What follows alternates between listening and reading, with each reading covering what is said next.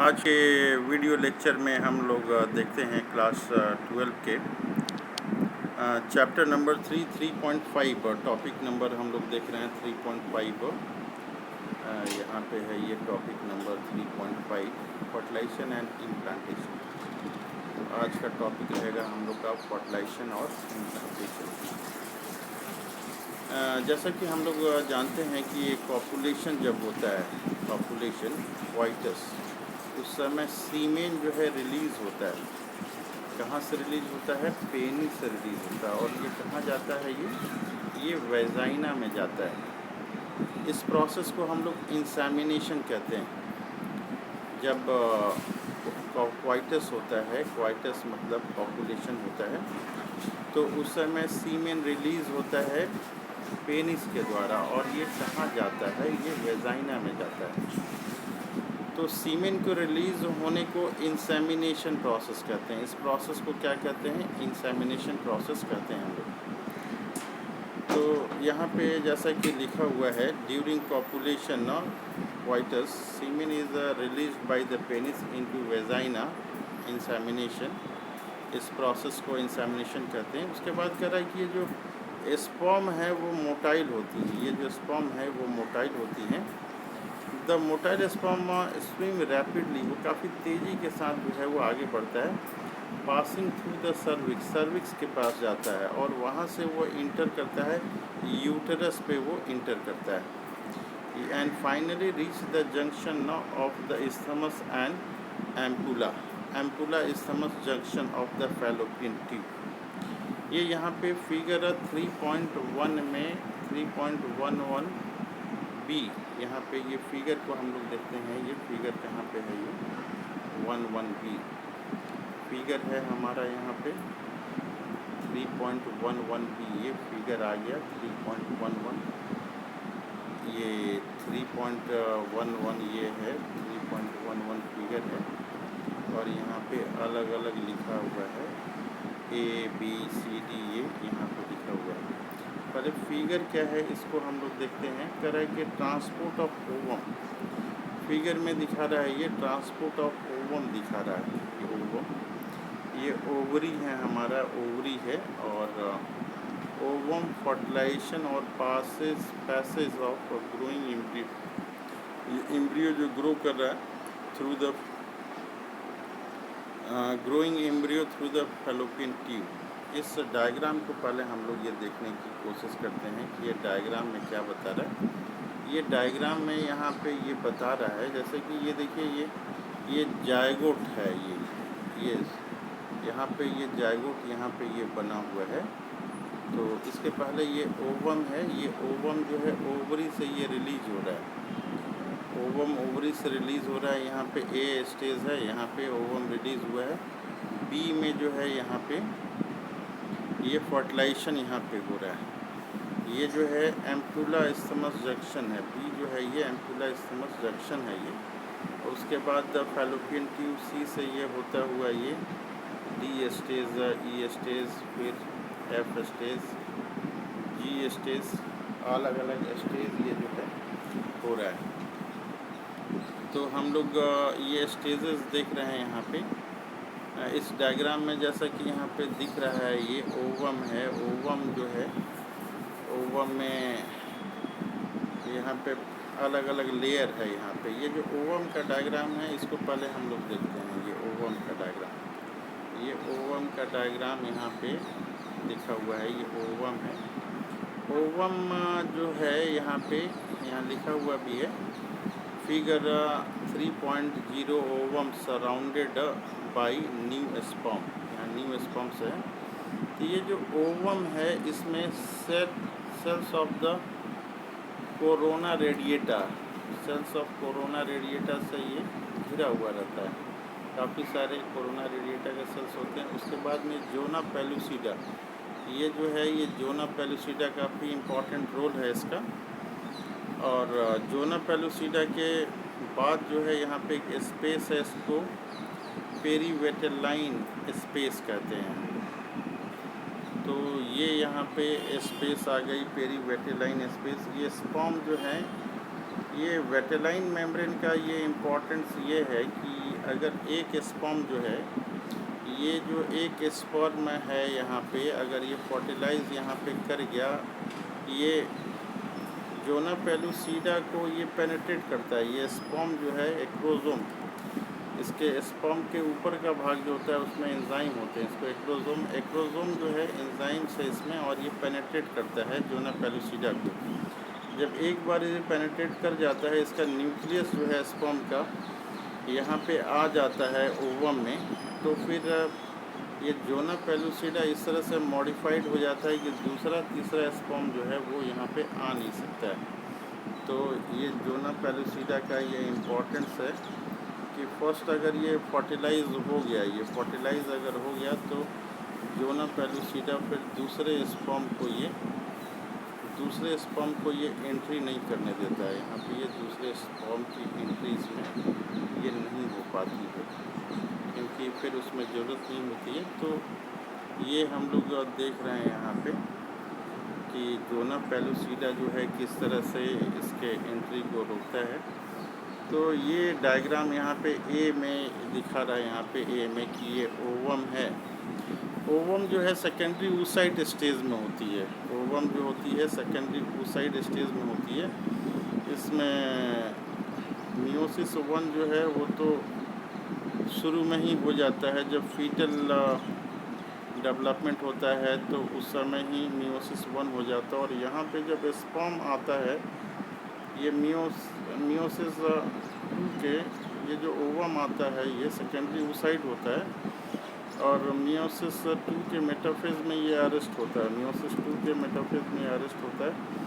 जैसे ही यहाँ पे ये आता है, आपका स्पर्म एक इंटर करता है, एक स्पर्म ये इंटर कर गया, तो फिर ये जो मेम्ब्रेन है यहाँ पे, वो दूसरे स्पर्म को यहाँ पे एंट्री ये करने नहीं देता है। उसके बाद जो है ये 1 से 2 सेल ये बनता है, फिर 2 से ये 4 सेल बनता है, और 4 से फिर आगे स्टेज में ये आगे बढ़ता जाता है। तो ये जो सेल्स हैं इसके, ये 2 सेल्स हुए, यहाँ पे 4 सेल्स हुए, यहाँ पे जो है ये 8 सेल हुआ, यहाँ पे फिर बाद में ये 16 सेल होगा। तो ये 2 सेल स्टेज को, 4 सेल स्टेज को, 8 सेल फिर 16, ये इस तरह से डिवाइड करता है। तो 4 से 16 वाले जो हैं इसको मोरूला स्टेज बोलते हैं, इसको मोरूला स्टेज कहते हैं। और इसके जो सेल्स हैं, 2 सेल्स, 4 सेल्स, हर सेल्स को हम लोग ब्लास्टोमर कहते हैं, ब्लास्टोमर। इसमें जो डिवीज़न होती है, ये एक के बाद एक जो डिवीज़न हो रही है, वो डिवीज़न जो है कंटिन्यूअस डिवीज़न होता है। जैसे कि सेल डिवीज़न में हम लोग देखते हैं कि इंटरफेज स्टेज होता है, इंटरफेज में G1S स्टेज होता है, G2 स्टेज होता है, वो नहीं धड़ाधड़ ये डिवीज़न होता रहता है, इसलिए इसको स्पेशल नाम दिया गया, क्लीवेज बोलते हैं इसको, क्लीवेज। तो टर्म क्लीवेज के बारे में हम लोग देखेंगे।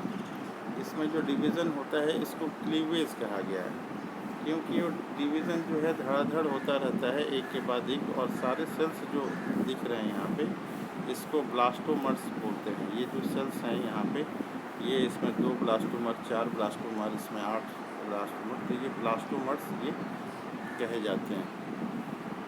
तो इस तरह से जो जब ये फर्टिलाइजेशन हो जाता है, जब ये फर्टिलाइजेशन हो रहा है, तो ये सेल्स की संख्या जो बढ़ रही है वो क्लीवेज प्रोसेस के थ्रू हो रही है। और A, B, C, D, E, F, G, H ये जो स्टेज यहाँ पे दिखाया हुआ है यहाँ पे, तो उसमें क्या होता है कि फर्टिलाइजेशन के बाद ये मूवमेंट करता है, ये यूट्रस की ओर ये मूवमेंट करता है।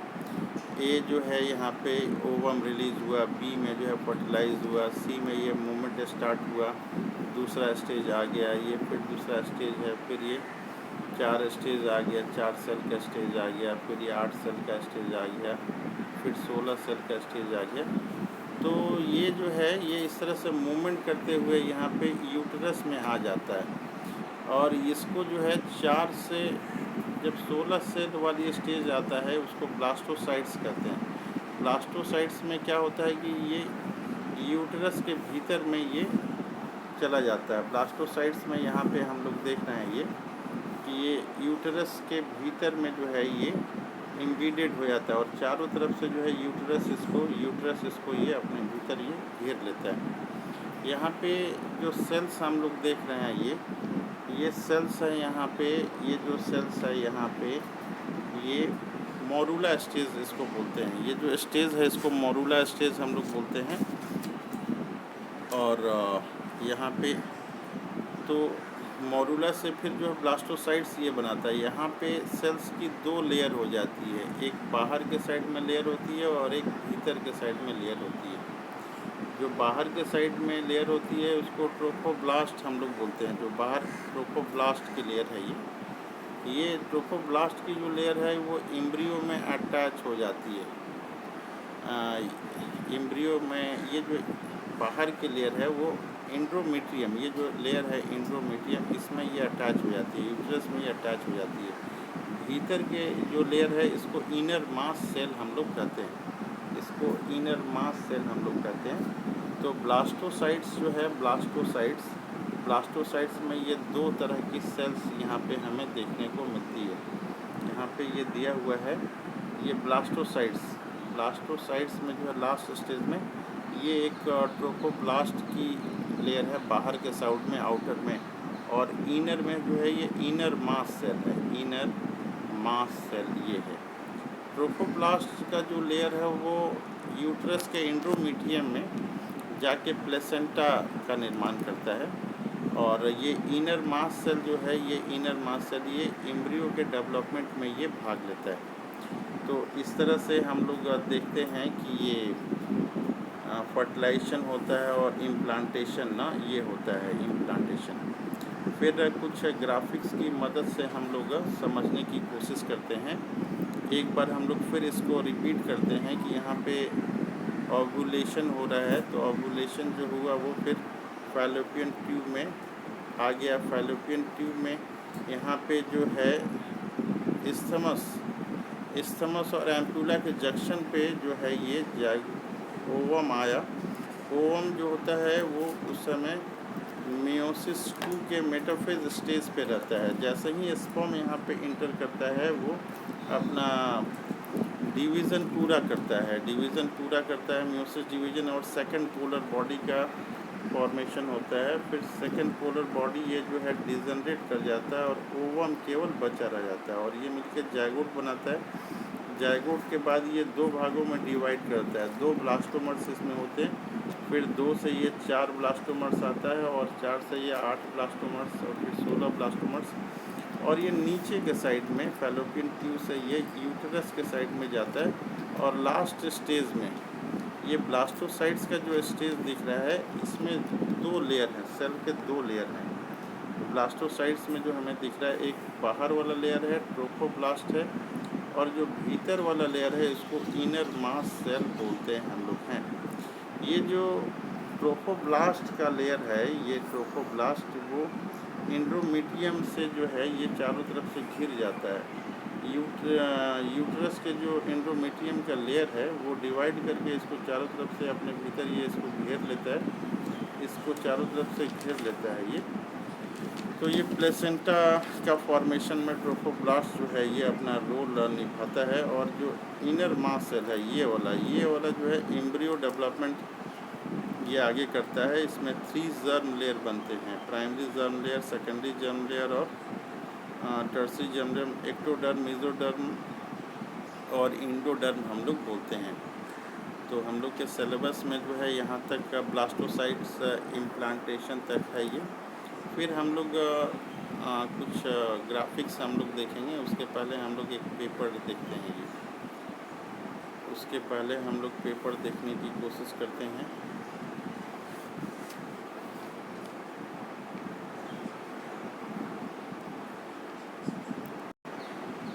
ये हम लोग यहाँ पे देख रहे हैं इस डायग्राम में ये जहाँ रिटर्न लिखा हुआ है कि स्पर्म जो है ये स्पर्म यहाँ पे है और ओवम है, ये मिलकर फर्टिलाइजेशन करता है।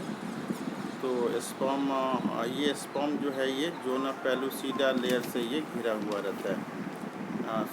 ये स्पर्म जो है ये जेनुसिडा लेयर जो है ओवम लेयर ऑफ ओवम जो है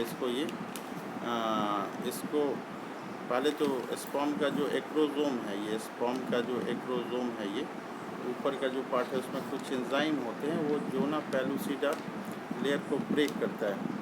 उसके बाद जो है जोना पेलुसिडा जब ब्रेक कर दे, जब हो जाता है और स्पर्म की जब एंट्री इसमें हो जाती है, तो सेकंड किसी स्पर्म को वो ब्लॉक कर देता है, वो किसी को जाने नहीं देता है।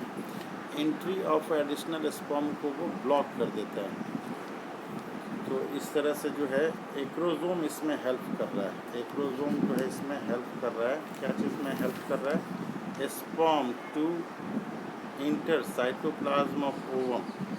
ये जो साइटोप्लाज्म ऑफ ओवम है, इसमें ये एक्रोसोम का जो पोर्शन हम लोग देख रहे हैं, एक्रोसोम का जो पोर्शन है, ये एक्रोसोम का यहाँ जो ये पोर्शन है, इसमें ये मदद कर दे रहा है। तो यहाँ पे हम लोगों ने देखा कि एक्रोसोम का जो सिक्रीशन है स्पर्म में, वो हेल्प कर रहा है। क्या चीज़ में? Sperm to enter cytoplasm of ovum through, किसके थ्रू जा रहा है ये? जोना पेलुसिडा के थ्रू जा रहा है। तो इसमें जो है इसका रोल है जोना पेलुसिडा, ये इम्पॉर्टेंट टर्म है, इसको याद रखना है हमें। इसके बाद जो है ये जैसे ही स्पर्म एंट्री होता है तो ये इंड्यूस करता है। जैसा कि मैंने आपको बताया कि ये पूरा उसमें मियोसिस डिवीज़न हुआ नहीं रहता है। तो क्या चीज़ के लिए स्पर्म इंड्यूस करता है? ये मियोटिक डिवीज़न सेकंड के लिए इंट्रोड्यूस करता है, और ये फिर जो है सेकेंडरी oocyte में ये कन्वर्ट हो जाता है। तो ओवम जो है ये सेकेंडरी oocyte में ये कन्वर्ट हो जाता है। इसके बाद फिर हम लोग नेक्स्ट पेज देखते हैं। ये सेकेंडरी oocyte जो है, सेकेंडरी oocyte जो है ये फिर डिवाइड करता है। जैसा कि मैंने कहा कि ये मियोसिस 2 के मेटाफेज स्टेज में रहता है, और जैसे ही स्पर्म इसमें एंट्री करता है, स्पर्म जैसे ही एंट्री करता है वो अगला प्रोसेस ये चला जाता है। तो एक चीज़ और हम लोग ये देखते हैं कि ये जो ओवम ये बना है, ये ओवम बना है, ओवम एक ही तरह के होते हैं। आपका उसमें एक्स क्रोमोसोम होता है। ये स्पर्म जो है 2 तरह के हो सकते हैं, या तो एक्स क्रोमोसोम होगा स्पर्म में, या तो वाई क्रोमोसोम होगा। और नंबर ऑफ क्रोमोसोम जो है 23 होगा, और स्पर्म में भी 23 होगा, ओवम में भी 23 होगा ये। तो अगर कंडीशन जो है, अगर एक्स तरह का यहाँ पे आया हुआ है स्पर्म, और ओवम जो है ये भी फिर एक्स तरह का आया हुआ है, तो ये जो जायगोट बनेगा वो एक्स टाइप का ये होगा, और ये फीमेल कैंडिडेट होगा। ये फीमेल कैंडिडेट होगा। और अगर स्पर्म जो है वाई टाइप का अगर आया हुआ है, ओवम एक्स से ये मिलता है, तो जायगोट जो बनेगा एक्स वाई टाइप का होगा। ये जो है मेल कैंडिडेट होगा।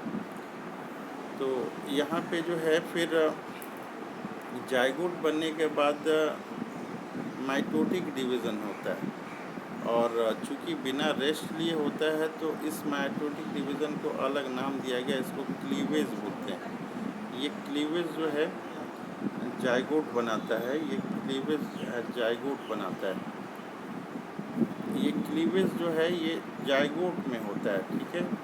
ये क्लीवेज जायगोट में होता है। क्लीवेज क्या है? ये टाइप ऑफ माइटोटिक डिवीज़न है, लेकिन ये एक के बाद एक डिवीज़न होते जाता है।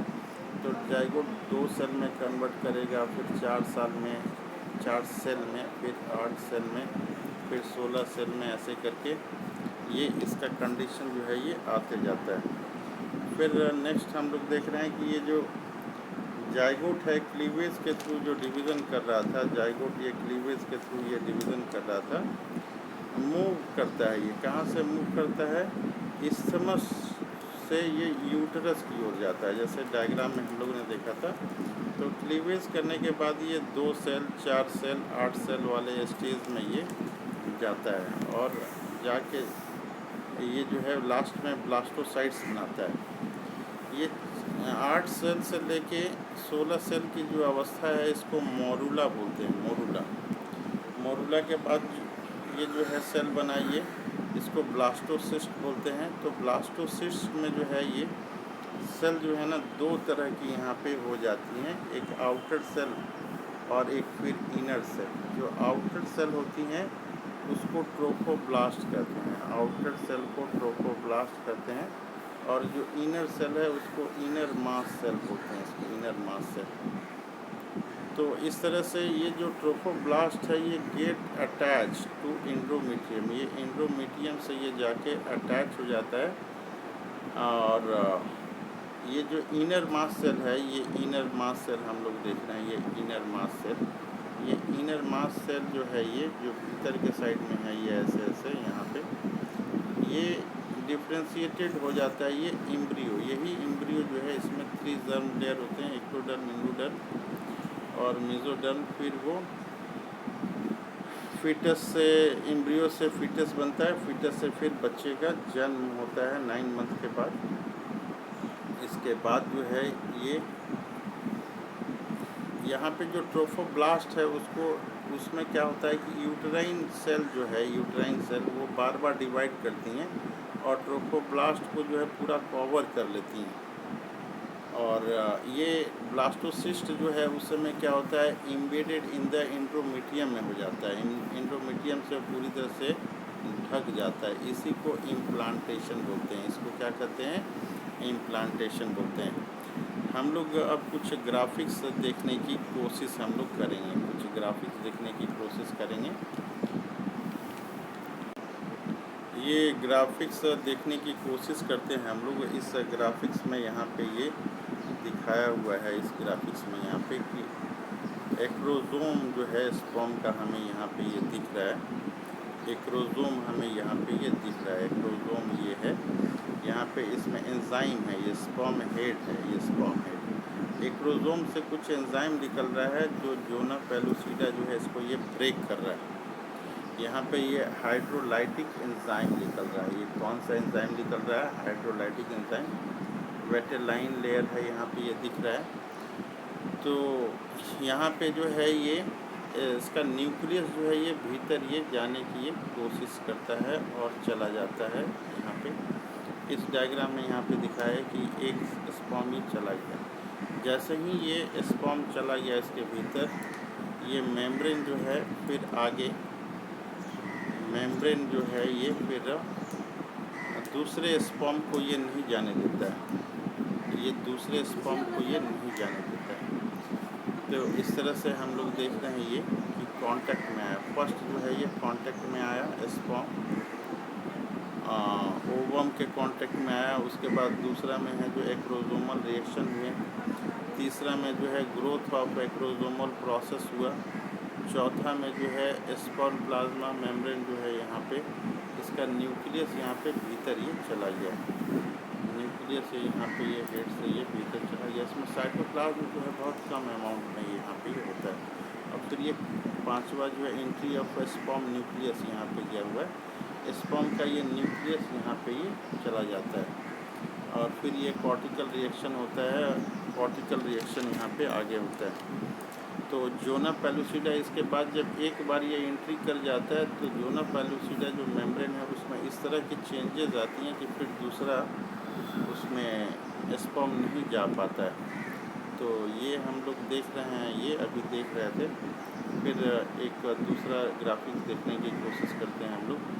ये एक ग्राफिक्स है, इस ग्राफिक्स में भी इस तरह से ही दिखाया हुआ है यहाँ पे कि ये जो है स्पर्म जाने की ये कोशिश कर रहा है। ये यहाँ पे ये स्पर्म का न्यूक्लियस एक्रोजोमल रिएक्शन ये यहाँ पे हो रहा है और फिर ये न्यूक्लियस जो है यहाँ पे आगे बढ़ रहा है। न्यूक्लियस यहाँ पे एक्रोजोमल रिएक्शन से हुआ है और न्यूक्लियस जो है ये स्पर्म का यहाँ जा रहा है। फिर दूसरा डायग्राम हम लोग देखने की कोशिश करते हैं। ये डायग्राम जो है हम लोग ये डायग्राम देखते हैं, ये थोड़ा सा ज़्यादा क्लियर है डायग्राम। इस डायग्राम में हम लोग देख रहे हैं यहाँ पे कि ओव्यूलेशन हुआ है, ये ओव्यूलेशन हुआ है, ओव्यूलेशन हुआ है यहाँ पे, ये ओव्यूलेशन ये यहाँ पे दिखा रहा है, ओव्यूलेशन हुआ है। तो ओव्यूलेशन हुआ है तो ओवम जो है ये अनफर्टिलाइज्ड एग है, यहाँ पे ओवम है। तो ये जो है 24 घंटे से लेके 48 घंटे तक ये जीवित रह सकता है। अगर उसी समय अगर कोई आता है, अगर स्पर्म आता है तो फर्टिलाइजेशन होने की संभावना होती है, नहीं तो फिर वो डिजनरेट कर जाता है। तो यहाँ पे हम लोग देख रहे हैं कॉन्सेप्शन ना, यहाँ पे ये कॉन्सेप्शन कॉन्सीव अगर किया ये तो ये फिर जाइगोट बनेगा। यहाँ पे जाइगोट का स्टेज बनेगा। फिर ये जाइगोट बनने के बाद ये फर्स्ट म्यूटिक डिवीज़न, जब स्पर्म यहाँ पे ये आ रहा है तो फर्स्ट म्यूटिक डिवीज़न होगा और ये सेकंड पोलर बॉडी बनेगा। फिर ये मूव करता हुआ ये चला जाता है, मूव करता हुआ यूट्रस की ओर जाता है, ओविडक्ट का ये फैलोपियन ट्यूब। फिर ये जाइगोट बन गया यहाँ पे तो ये सेकंड सेल स्टेज आ जाएगा, तब ये फर्स्ट स्टेज में होगा।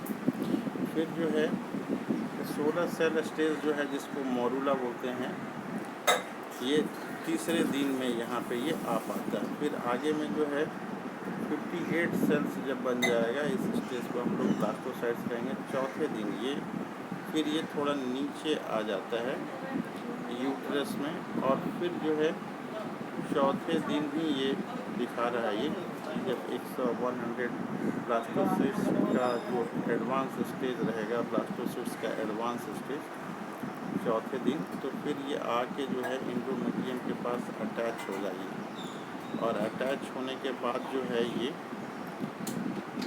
यहाँ पे अटैच होने के बाद जो है इम्प्लांटेड हो जाता है। ये ब्लास्टोसिस्ट सब 2 लेयर होती हैं, एक इसमें भीतर की ओर इनर मास सेल होगा और बाहर की ओर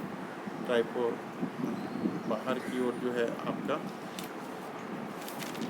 आगे जैसे हम लोग देख रहे हैं ट्रोफोब्लास्ट जो है ये अटैच हो जाता है एंडोमेट्रियम पे, तो इम्प्लांटेशन होती है। अब थोड़ा सा हम लोग डिटेल देखते हैं क्या टेक्स्ट बुक में लिखा हुआ है।